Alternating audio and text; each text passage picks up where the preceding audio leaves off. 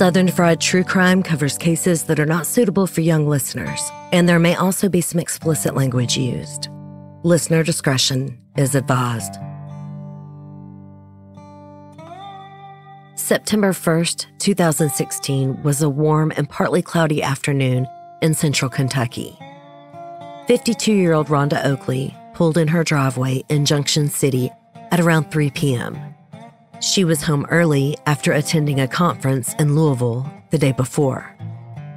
She loved her job and had fun at the conference, but she and her husband Phillip had missed each other, even though it was just one night apart. Though they had been married a couple of years, they were practically still in their honeymoon phase. And Rhonda had recently become a full-time stepmother. She hadn't expected to be parenting again at her age, but she happily took on the role and loved her husband's kids like they were her own. Rhonda had adult children of her own who had all long since flown the nest. Phillip Oakley had 2 children from his previous marriage, a daughter, 15-year-old Gemma, and son, 13-year-old David. They had been living in Arlington, Indiana with their mother, Christy, but a few months earlier, Jenna had asked if she could move in with her dad. Phillip had told his children his door was always open, so he was glad to have Jenna come live with him, and her brother David decided to come with her. The children had adjusted to their new school, and for Phillip, it was a chance to develop a deeper relationship with his kids. He and Rhonda were intent on providing a warm and supportive environment where they hoped the kids would thrive. But just 5 months after Jenna and David moved in, on that warm, late summer afternoon, Rhonda Oakley was found viciously murdered. Welcome to episode 220, The Murder of Rhonda Oakley.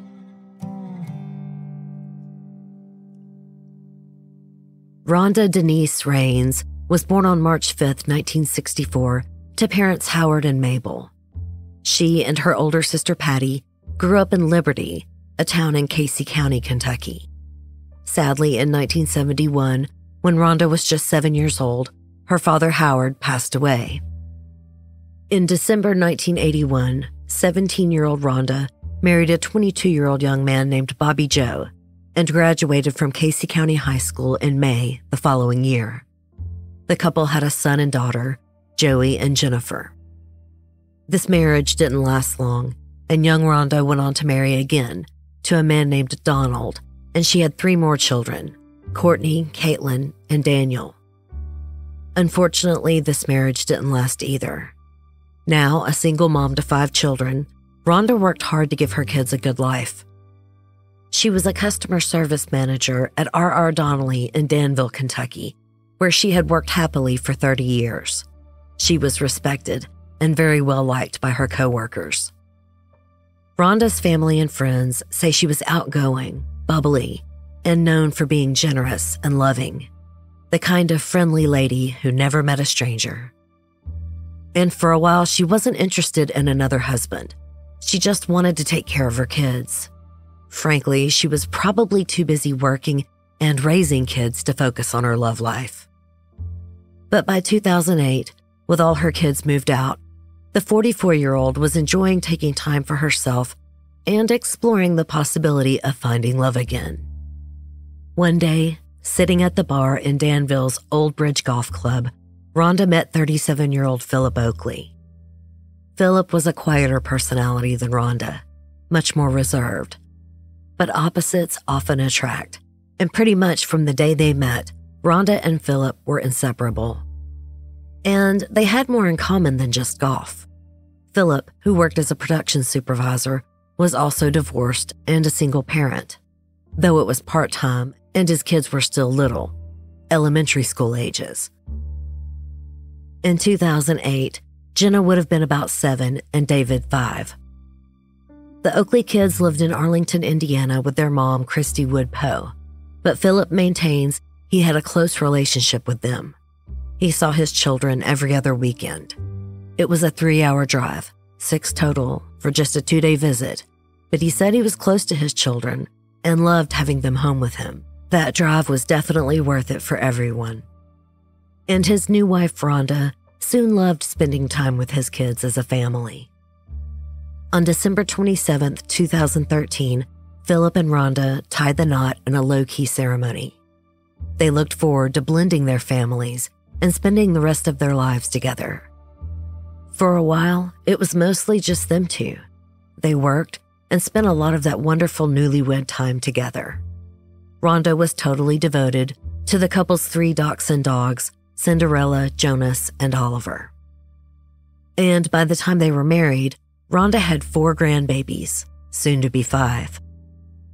Like most grandparents, Rhonda adored those babies and had close relationships with all her kids.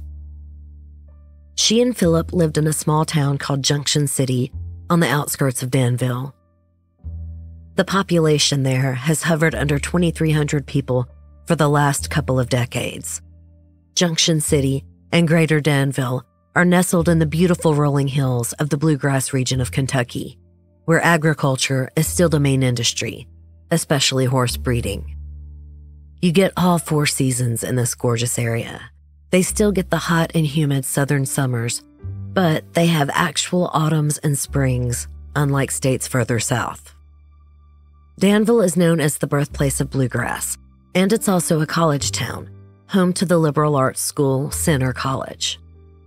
I also live in a small community outside of a college town. We not only have our own community Facebook group, my neighborhood even has its own group. We look out for each other and feel very safe out here. Junction City is a lot like that. Neighbors know each other's business, but also look out for each other. And it's a really safe place to live. On a scale of 1 to 100, Junction City ranks at 7.2 in its crime rate. Not to be a smarty pants, but there's not much crime because there's not much to do. Oh, there's plenty of outdoor activities in creeks and woods, but when you go to websites, even local message boards, most things listed are for nearby towns and cities, which is just fine. Because if you want to buy a house, they're actually still affordable in Junction City. It's definitely still a seller's market, but you can certainly get more out of a house there for your dollars. And I did see a couple of $1 million homes, but they're not really mansions. Their price is based on hundreds of acreage on those properties. Lots of folks like living in small towns for these very reasons. They can commute to larger cities while having a nice house and or lots of land to come home to. Not that Danville would really be much of a commute. It takes a little over 10 minutes to get there. Date nights in Danville would have been easy for Phillip and Rhonda. A little over 2 years into their marriage, in April 2016, was when 15-year-old Gemma decided she wanted to live with her dad after she had been fighting with her mom. As promised, Phillip's door was always open to his daughter. Phillip and Rhonda welcomed the teen into their home without question, with 13-year-old David soon joining his sister. Phillip and Rhonda both wanted to provide as safe and stable a new home for their children as possible. While many kids struggle to adjust to a new home environment and social setting, the Oakley children were really doing well. Jenna was a good student and cheerleader at Boyle County High School. Phillip was overwhelmed with the kindness, support, and generosity Rhonda showed towards her 2 stepchildren, later telling WBRD News, "If there was a book written about the perfect wife, the perfect mother, the perfect nana, that would be my wife. I know she made me a better person. She changed my life." That September 1st, David rode the bus home from school and was dropped off at 4 p.m. When he got there, no one else was home. Jenna wasn't home from school yet, and his dad was still at work. His stepmom, Rhonda, should be on her way home from out of town. She had been at that conference in Louisville. Before starting his homework, David loaded the dishwasher, which was one of his chores. He could hear the dogs barking and howling from down in the basement. No one else was home, so it was odd that they were making such a racket. When David went downstairs to see what the fuss was about, he could see the dogs were scratching at the spare bedroom door. There were 2 bedrooms, Jenna's and this room that the dogs were barking at. Opening the door and turning on the light, David was confronted with a gruesome sight. Rhonda's body lay face up, motionless on the floor, a pool of blood surrounding her head. A panicked, and I'm sure hysterical David ran next door, where a neighbor called 911. When officers arrived, they found Rhonda had been brutally attacked, stabbed multiple times in her neck. There was a trash bag over her face and duct tape on her mouth. The cops opened Jenna's door and saw a trash can with vomit in it. There was no sign of a murder weapon, but upstairs, the knife block in the kitchen was missing a knife. Phillip soon pulled into the driveway, coming home from work. David had already called his cell phone, so he was in a panic. "Daddy, Rhonda's gone," was all the kid could get out. Seeing first responders' vehicles and his distraught son outside the house, his stomach dropped. When Kentucky State Police broke the news that Rhonda had been murdered, the shock and pain hit Phillip like a ton of bricks. His wife was the most generous, giving person he had ever met. Everyone loved her. Why would someone want to kill her, and in such a vicious way? That kind of attack didn't look like a run-of-the-mill robbery. There were no signs of forced entry, so it didn't seem like a break-in or home invasion. But still, robbery could be a motive. Rhonda's 2014 white Honda Civic was missing from the driveway, so a BOLO was issued for the vehicle. So far, the car looked like the only thing missing, except for 15-year-old Jenna. Phillip had been at work all day, so he wasn't a suspect. He was with law enforcement, doing everything he could to help. He told police that he had gotten a message from Boyle County High School that Jenna was absent. He had thought she was homesick. Now he and the police were worried that Jenna had witnessed the murder and had been abducted. As the hours passed and Jenna didn't show up or call, Phillip later said he just knew in his gut, almost right away, that he knew who did this. He told police about Jenna's ex-boyfriend, 20-year-old Kenneth Ryan Nye, who was from Arlington, Indiana. The couple had been dating for several years, back from when Jenna was living there with her mom. They rode the same school bus, though they would have been several grades apart. At the time they met, Jenna would have been 12 years old at most, and Kenneth 17. Okay, quick sidebar. Almost a legal adult, Kenneth committed a crime by grooming this supposedly romantic relationship with a child. I say supposedly because at that age, you're just not old enough to understand and participate in actual romantic love.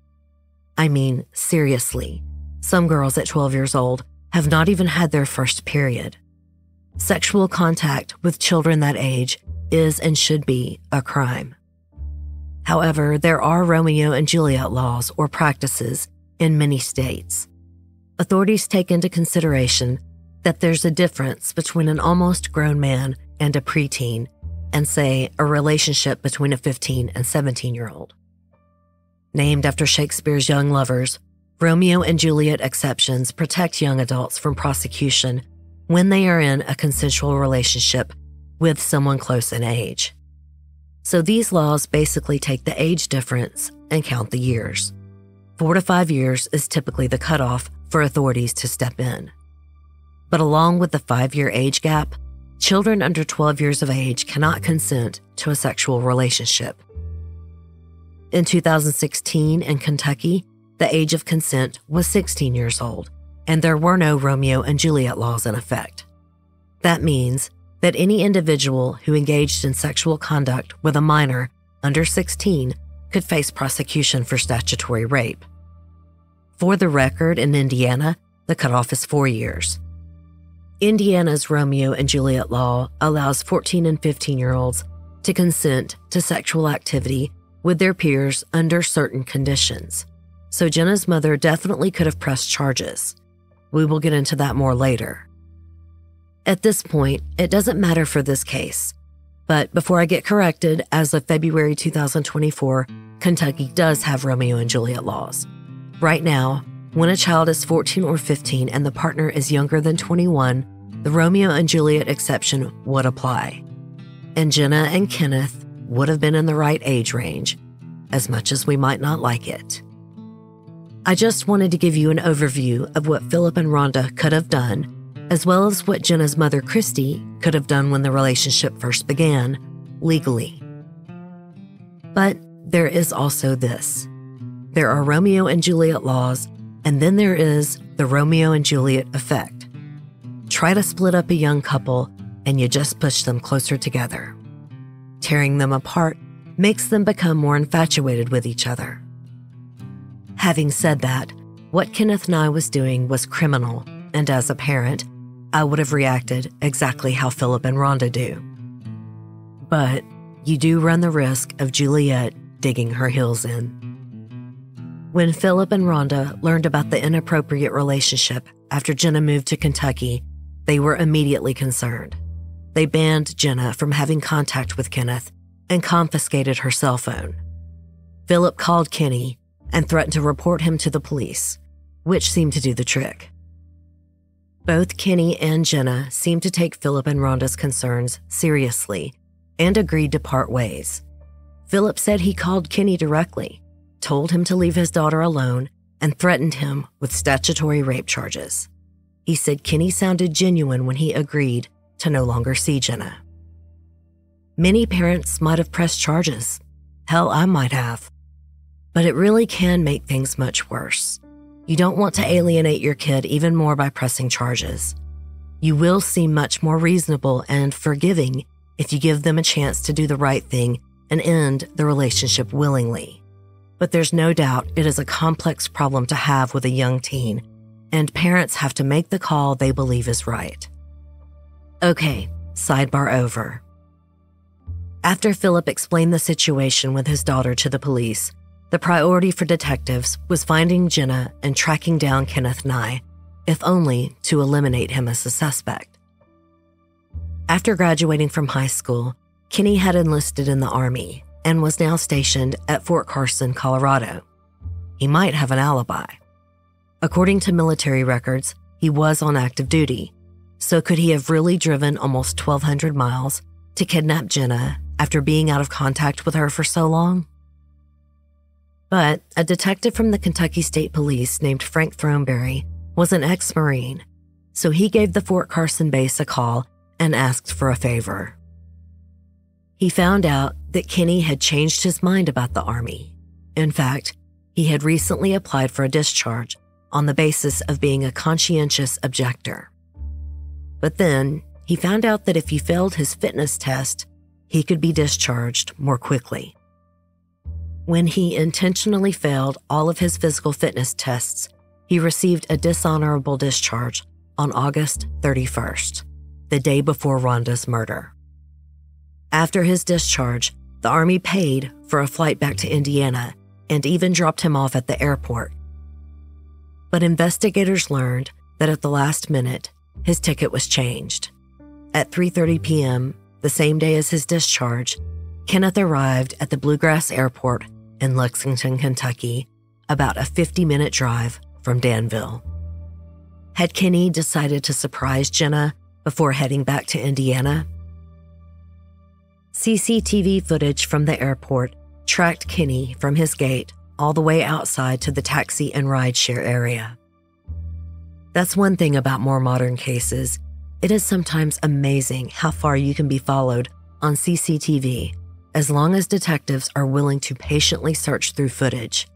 And in this case, they will. But the trail ended here when Kenny took an Uber instead of a cab. But at least they were now sure that Kenny Nye was in Kentucky, and they had a recent photo of him from the footage. Detectives decided to release details to the media about 15-year-old Jenna Oakley. This was not an Amber Alert, but bulletins on the news stations. Luckily, an Uber driver remembered Kenneth Nye. He had picked him up from the airport. The driver told detectives he remembered a guy named Kenny and where he dropped him off on the street where the Oakleys lived.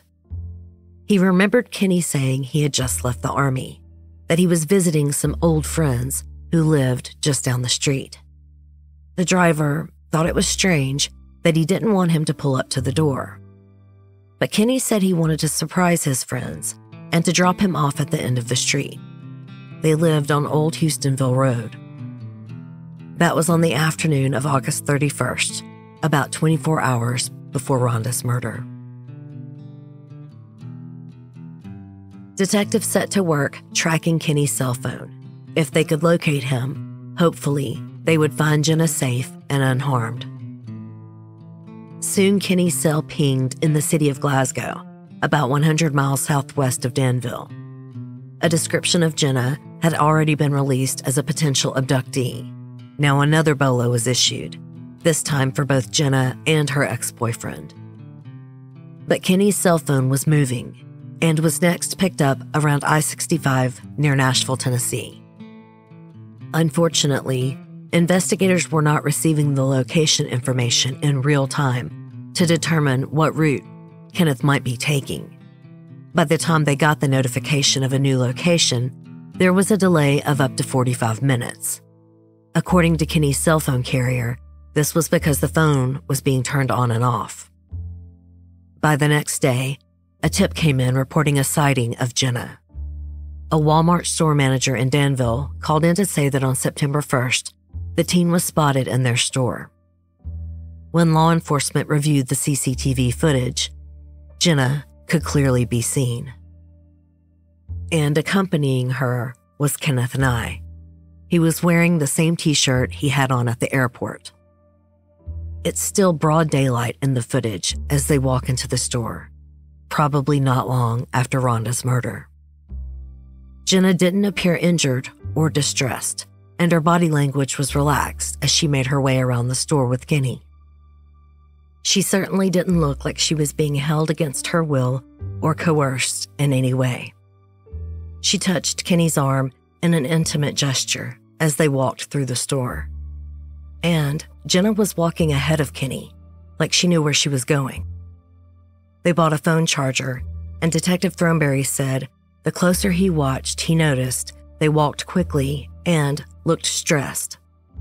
They walked out of the store, back into the parking lot, and got into a car that looked very much like Rhonda's missing Honda and drove off. In one way, Jenna's demeanor from the footage was a relief for detectives and her family to know that she was okay. But it raised a lot of other troubling questions. What did Jenna know about Rhonda's murder? Despite her age, could she possibly have been involved in the murder? Why had she left home and not made contact with her father? The answers quickly came together as officers searched Jenna's bedroom and found her journal. In an entry dated July 7th, less than 2 months earlier, she had written, "I just got done talking to him a few moments ago, and I feel so much better than what I did. The latest we will be together is August 20th. I really can't wait. Every doubt that I've had these last days are gone. I love him so much, and I know he loves me too." The he Jenna was writing about was Kenneth Nye.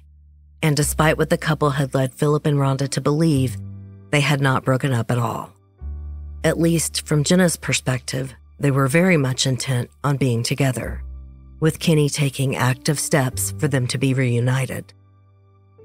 Jenna wasn't worried about her father and stepmother's objections to the relationship, writing in one of several chilling entries, "They'll be dead soon, thankfully." Going a sinister step further, Jenna had also set out a detailed bullet point list of how her plan would be executed, which read as follows.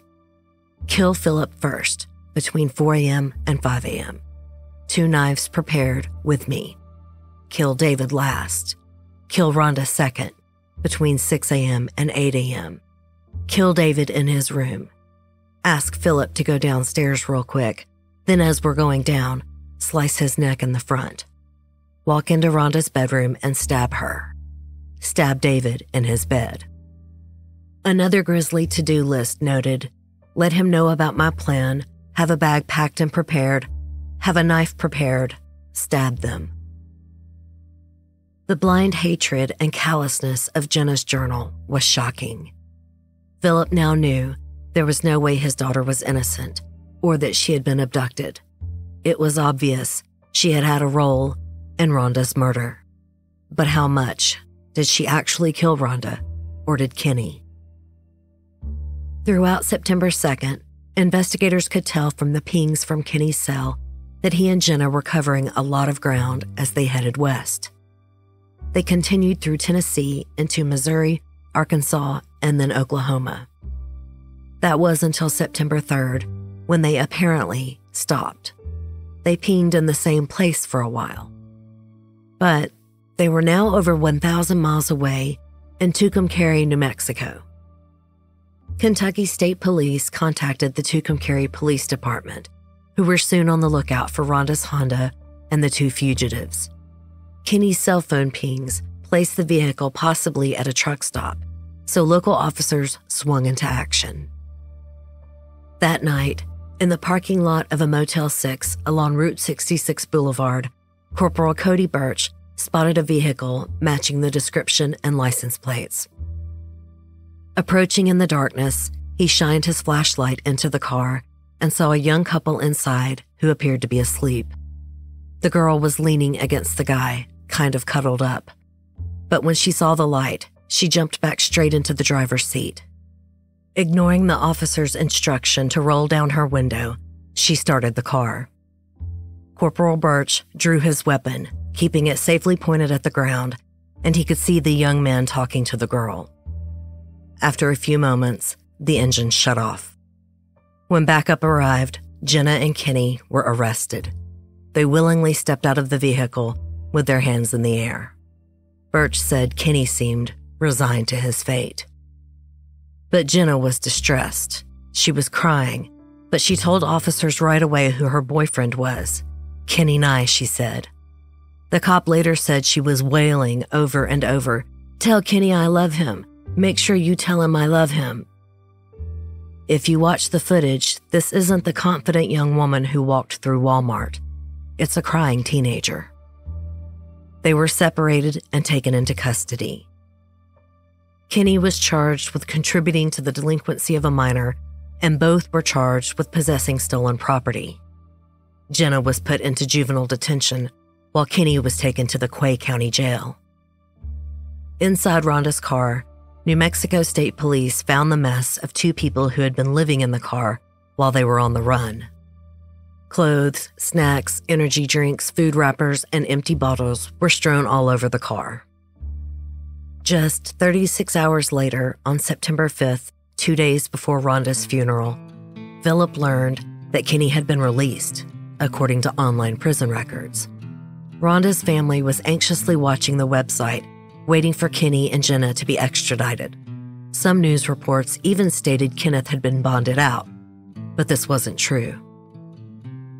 When Kentucky State Police found out what was behind the reports, it somewhat set Phillip's mind at ease. Kenny Nye had not been released. He had been transported to a hospital in Texas and was in critical condition. Within hours of being taken to jail, he had hanged himself with his blanket. He was still alive, but was now on life support. Inside his jail cell was a note which read, "I, Kenneth Nye, admit to killing Rhonda Oakley. Jenna had nothing to do with it. She was not in the house when I killed Rhonda. I take blame for everything. I am truly sorry." The note was a convenient way for Jenna to be absolved of any responsibility in Rhonda's murder. But the idea that she was totally blameless didn't jibe with the calculated and premeditated journal entries planning the murder of her whole family. Investigators held back on telling Jenna what had happened to her boyfriend until she could be formally questioned by Kentucky State Police. If by some chance she admitted to being the orchestrator, this would prove Kenny was lying in the note. On September 12th, Jenna was extradited to Kentucky and held without bond. Kentucky state detectives said she was informed of her rights and that Phillip agreed to the interview. Jenna confessed to everything. She confirmed that her relationship with Kenny Nye never ended and that she continued to communicate with him by using a friend's cell phone while she was at school. Jenna also admitted that the night before Rhonda was murdered, Kenny secretly spent the night with her in her bedroom after taking that Uber to the house. Jenna even said She had taken the knife sometime in the night before so they would be ready.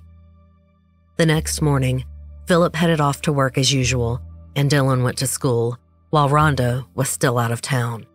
She was due back that evening. But Jenna stayed home from school, with Kenny hiding in her room. They hung out in the downstairs area of the house, but were startled around 3 p.m. when they heard Rhonda arrive home earlier than expected and was walking down to the basement. She was carrying a laundry basket and walked into Jenna's bedroom. Kenny jumped in the closet to hide as Rhonda walked in. She was surprised to see Jenna and immediately asked why she wasn't in school, which started an argument that quickly escalated into a physical fight. Jenna told detectives she could see that Rhonda was about to get smart with her, and so she basically jumped her stepmother. She was trying to strangle Rhonda, but told detectives Kenny had to jump out of the closet and help her because Rhonda was bigger than her. He put Rhonda in a chokehold, and she seemed to pass out, and then they dragged her into the other bedroom. Jenna said she covered Rhonda's mouth with duct tape and put the bag over her head. And then she explained how she stabbed her in the neck. The knife didn't go in as easily as she thought it would, so she stabbed her up to 7 times. Jenna's telling of Rhonda's murder was cold and detached. Detective Thornberry said, usually when you question juveniles, they're very emotional, but Jenna wasn't. She even mentioned that Kenny was freaking out and puked in her garbage can. I guess she was fine. You can hear the actual recording on the episode of See No Evil about this case. You can't see her for visual nuances, but she does sound very matter-of-fact. Jenna told detectives that they fled in Rhonda's car, then stopped at a gas station where she threw the murder weapon in a trash can. She did cry once in the recording as she said, "I guess you hear this a lot." And the detective said, "What?" And she said, "I'm sorry." Then she dried up immediately. Somehow I doubt there were actual tears on her face. When it came time to answer her own father's painful questions about why Rhonda was killed, Jenna admitted everything to Phillip too. Phillip waited to call his daughter until she was awaiting trial and basically just asked her why. Why didn't she just run away with Kenny? Why did they have to kill Rhonda? She told him it wasn't that simple, and it was hard to explain. Phillip asked her if she was really going to kill him, and she said yes. She also said she planned to kill her little brother David. And she became exasperated on the call and repeatedly said, "What do you want from me?" Phillip couldn't believe what he was hearing. He was seething angry. It's hard to explain, was just not gonna cut it when it came to the brutal murder of his beloved wife, not even from his own daughter. While little information had been released to the public about suspects or the progress of the case, Phillip did speak to several news outlets, saying he privately knew who was responsible and the 2 people that did this are monsters. Not much later, Phillip was publicly unequivocal in how he felt about Jenna, saying, "I hate my daughter. I want the hardest thing to happen to my daughter ever. I just don't care. I'm worried about the people that I need to protect, and that's not one of them. This never should have happened. I can't bring my wife back, but I can sure as hell fight to let everyone know that the system failed us. There's other people that I consider responsible for this too." Rhonda Raines Oakley was laid to rest on September 7th after her funeral service at Southland Christian Church in Danville.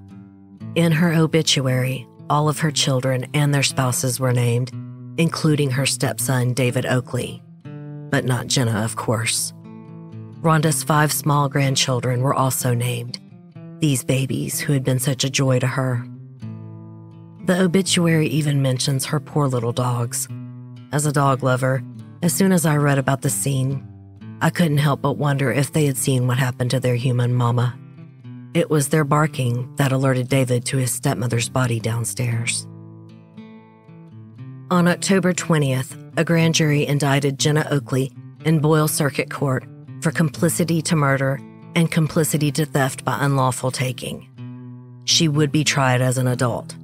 Her boyfriend, who had been on life support, was facing charges of harboring a minor. But Kenneth would never see the inside of a courtroom because just a couple of days before Jenna was indicted, he died, having never been removed from the respirator. It wasn't until Jenna's arraignment in early December, where she pled not guilty, that she learned for the first time that not only was her boyfriend dead, but that he had been in a coma since their arrest. She screamed and wailed in court when she was told. Detectives said they could hear her from the hallway.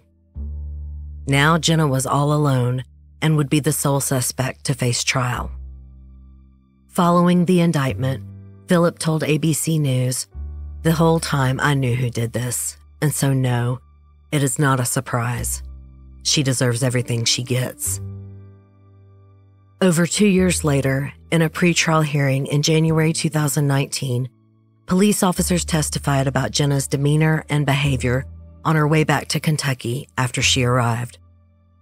The defense was doing its best to have Jenna's confession thrown out on the basis that she wasn't in the presence of an attorney during her first interview, despite Phillip, her parent and legal guardian, giving his permission.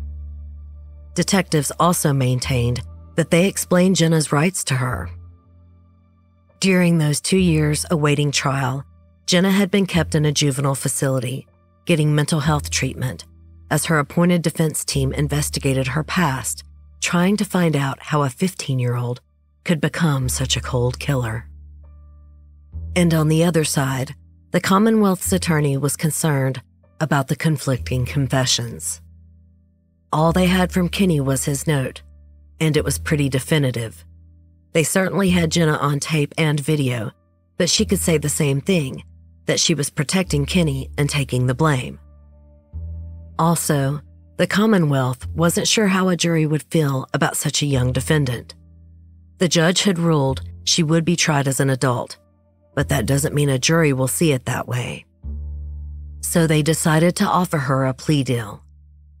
She would plead guilty to first-degree manslaughter and theft by taking for stealing Rhonda's car. She could be sentenced to 10 years in prison for manslaughter and 5 for the car. Can you believe that? Forget about Jenna for a minute. 10 years for taking a human life, 5 for taking a car. A couple of months shy of her 18th birthday, Jenna Pauline Wood Oakley pled guilty on January 14th, 2019 to first-degree manslaughter and theft by taking. At a pre-sentencing hearing the following month before Boyle Circuit Judge Darren Peckler, Jenna expressed remorse, saying, "I cannot tell you how sorry I am for all the pain, hurt, and great frustration that it has caused.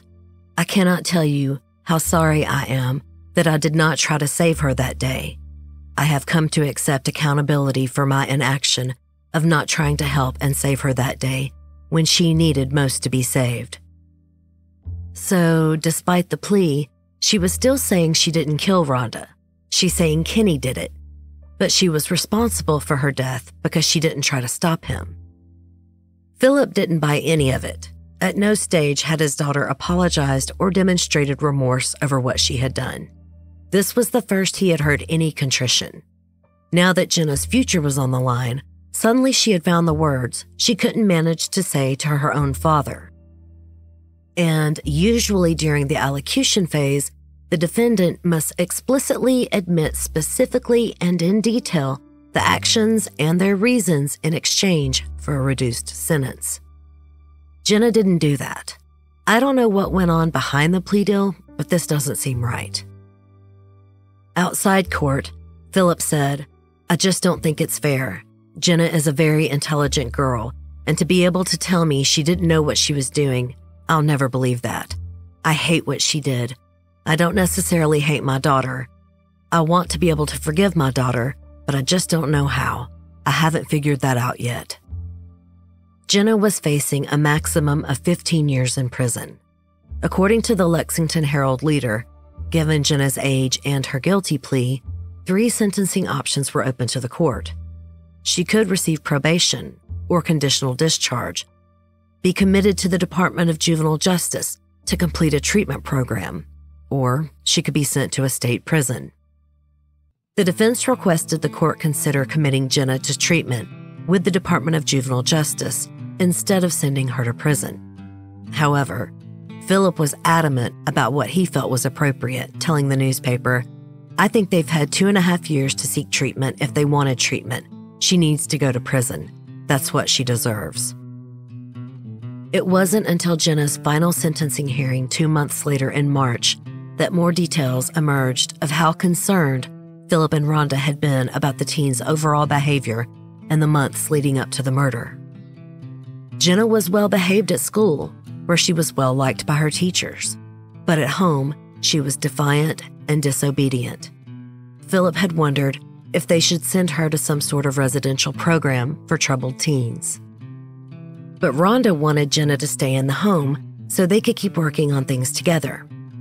Phillip said he had also reached out to the Kentucky State Police over his concerns that Kenneth Nye was a sexual predator, but felt brushed off when they referred his complaint to Indiana law enforcement. I explained to you that at the time of the relationship, how Kenneth Nye could have been prosecuted in both states, but technically, he did live in Indiana, or they could even say Colorado, where he was stationed in the Army. But still, when you call the cops about a grown man seeing your child, you expect them to do something about it.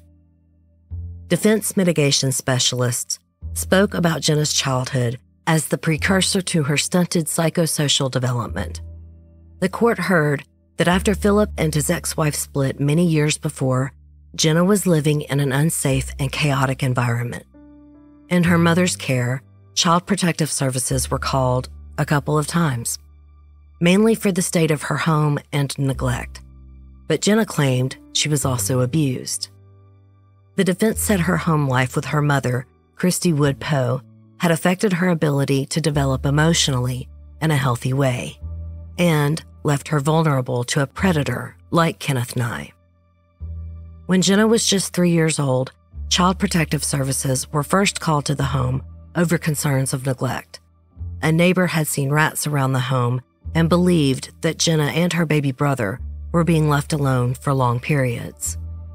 Jenna's mother was reportedly hostile towards one social worker, initially refusing to let her inside. When the social worker did manage to observe Jenna's living situation, the home was littered with garbage, infested with roaches and moldy dishes stacked in the sink. The home was squalid, practically a biohazard. Throughout the residence was vomit, urine, feces from animals and humans. The landlord of this shithole was also Jenna's babysitter and told social workers that she noticed the young girl was often covered in so many flea bites that the scratching caused her skin to bleed.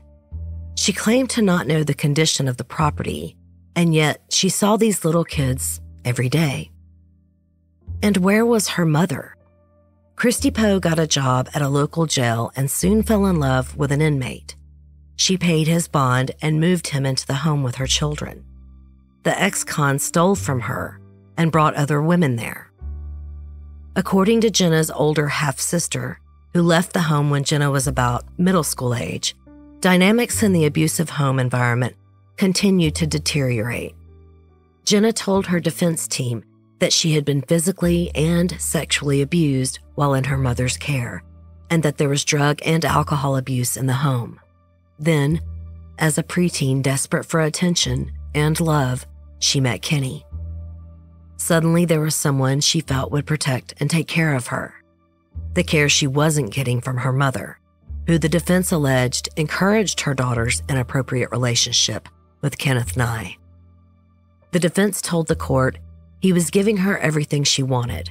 She just looked up to him for everything. The worst thing that could have happened was to lose that love. Suzanne Hooper, the mitigation specialist, said, "This didn't happen in a vacuum. These things never do. There's a big story here for why we're in this room today." She researched Jenna's home life for 2 years before the trial and had plenty of things to say about Christy Poe, Jenna's mother, who refused to speak to her. Jenna's half-sister, who was older, did testify to abuse. But it wasn't as easy to claim neglect at the Oakley household, though Hooper did try. She had never even seen inside the house, and from all accounts, Jenna was well taken care of by the Oakleys. Phillip and Rhonda did everything they could to stop the relationship with Kenny. Jenna was making good grades. She was a cheerleader. Suzanne Hooper was not wrong about things not happening in a vacuum.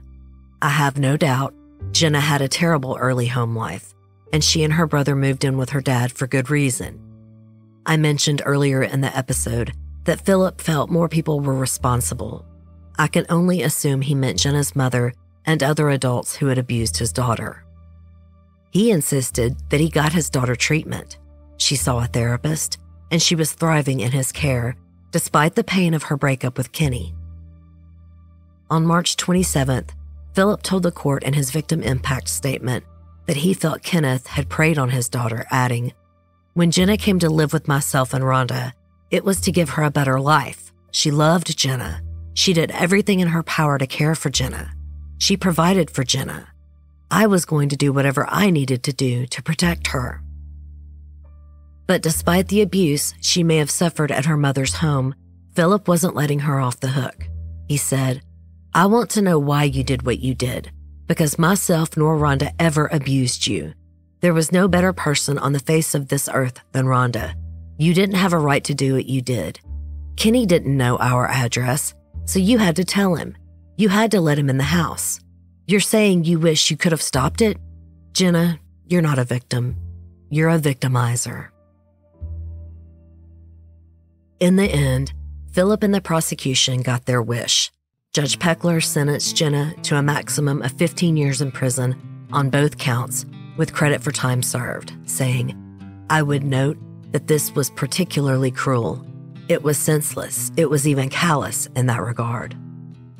It may not surprise you that Jenna's age and the circumstances of her early childhood were and continue to be a huge factor for those who feel she received a disproportionately harsh sentence.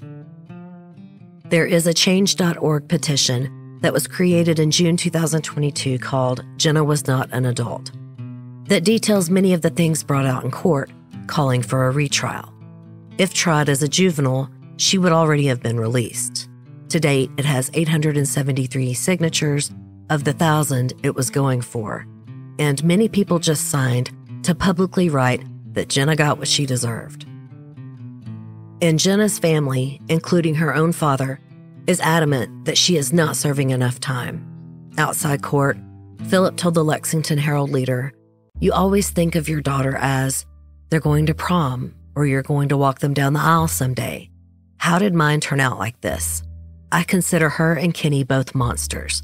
I just don't see how someone can do that to someone that's caring for them, that's doing everything to love them."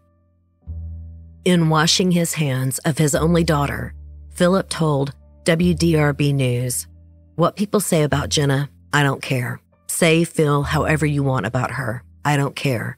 You grow up and you have children and you say you've got unconditional love for your children. That's not true. I found some way to not have unconditional love for my child." Today, 23-year-old Jenna is detained at the Kentucky Correctional Institute for Women in Pewee Valley. According to prison records, with good behavior, her minimum expiration of sentence date is April 2027, when she will be 26 years old. She only needs to serve 85% of her sentence, which with time served is a bit over 11 years. Her time in the juvenile facility for over 2 years does count, so she could get out early. And since she does show remorse with good behavior, there is a chance. On the other hand, there isn't a lot of goodwill for Jenna, despite her supporters. 15 years just isn't a long time for what she did. Many, if not most, want her to serve all of it.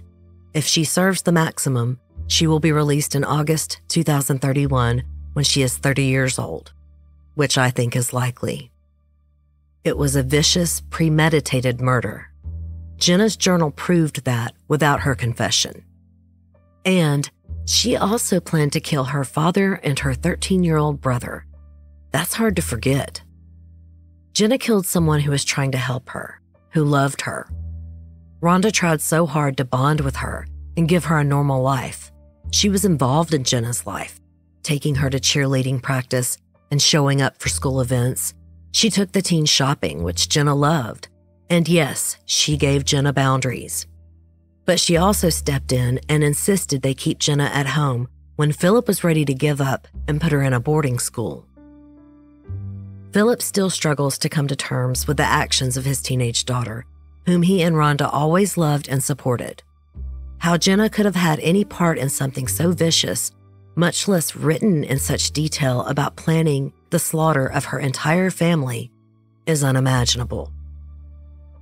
I've covered teen killers before, who killed family members. In the Holly Harvey and Sandy Ketchum story, there was plenty of abuse and neglect. It did not mitigate their gruesome crime, murdering Holly's grandparents, who were her guardians. Both got life sentences, but Holly's were consecutive and Sandy's concurrent. Sandy was denied parole last year. Holly isn't eligible until next year, 2025. Nathan Callahan brutally murdered his mother and sister and planned to kill his father. And there was no history of abuse. He was just mad that he was grounded. He came from a loving home and still planned his vicious attack for 2 weeks. He's serving a life sentence. His last parole hearing was in 2023. His next is in 2029. The Duke murders is an even more chilling case of a 16-year-old who didn't just kill his dad and stepmom, but also 2 little sisters with the help of 3 friends. He is serving life in prison without parole, while his 19-year-old buddy was executed by the state of Alabama for these murders when he was 42 years old. Mark Duke's death sentence was overturned because of his age. So, comparatively speaking, Jenna Oakley got a really light sentence. She viciously killed Rhonda only 8 years ago, and she's only got a couple of years to go. All but one of the teen killers I've covered before are still in prison, serving life sentences. And that one I'm talking about was granted clemency, which is really unusual. In all of these cases, I have brought up the cognitive and moral capacities of teenagers. I've talked about how doctors believe the frontal lobe is not fully developed until about age 25. That's where we make rational decisions. The latest studies show brain development may continue into the 3rd decade of life, but at least until the late 20s. I have also talked about the bizarre way we will send an 18-year-old off to fight in war, but won't serve him alcohol. Our laws and customs treat them like adults when it suits us, and like children the rest of the time. I talked about how we, as a society, still see them as kids until they do the unthinkable, and then overnight, they are instantly adults. When I reread those older scripts, I noticed that I give much more gruesome detail than I typically do. I had forgotten about that, but I do remember making that decision because I felt like you needed to hear those details to really see these killers clearly, to hear what juries and judges did to come to these decisions. But to be honest, the more of these cases I cover, the more I see how hard it is to understand them. I will say that Phillip Oakley's complete rejection of his daughter is somewhat unusual. In Nathan's case, his father stuck by him. And I recently covered a case where a 23-year-old man killed his mom and brother and almost killed his dad. I'm only mentioning this case because he was under 25, with the frontal lobe argument. But this 23-year-old did not have a history of abuse, and I feel he manipulated his father with his faith to forgive him, to have him on his side as he fought to get his death sentence commuted. And it worked. Bart Whitaker is the only man Texas Governor Greg Abbott has ever given a commutation. Of course, that is just my opinion, and I know it's controversial for some of you. For that matter, all of these cases are controversial. But I'm not the only one who believes Whitaker is a manipulative sociopath. Likewise, in this case, Phillip and others have called Jenna manipulative before Rhonda's murder, and also said that she was calculating and manipulative when she was navigating our court system without a parent. Her father points out that she never apologized until she was before the judge to be sentenced, and he did ask her. He did try to talk to her and understand why she did it. She was cold to him and refused to apologize. That's when he truly walked away. But not having a parent stand by her is a distinction here. She was 15 and she was utterly alone. Her court mitigation expert said mothers of grown men who have brutally murdered people call and text her asking about their kid. Not Jenna Oakley's. Jenna's mother is nowhere to be found in this case, not in court, and she's never been interviewed in print or on crime shows like Phillip has. She may as well have been dead. But then, if she had come to court to testify for Jenna, she would have had to face up to the allegations of abuse that her other daughter and social workers testified about. Maybe she just couldn't do that. Maybe she just never gave a damn about Jenna. And perhaps Phillip didn't know his daughter as well as he thought he did. Every other weekend isn't the same as 24/7 when it comes to raising a child, and he lived in a different state than his kids. He couldn't always be there for birthday parties, ball games, or school plays the way other parents with partial custody can. Please know that I am not blaming or judging him for that. Custody arrangements are complicated, even in the best of circumstances, and he happily took custody of both his kids when given the chance. But I can't help but wonder that if Jenna's upbringing was as bad as other witnesses said it was, how did Phillip not see it?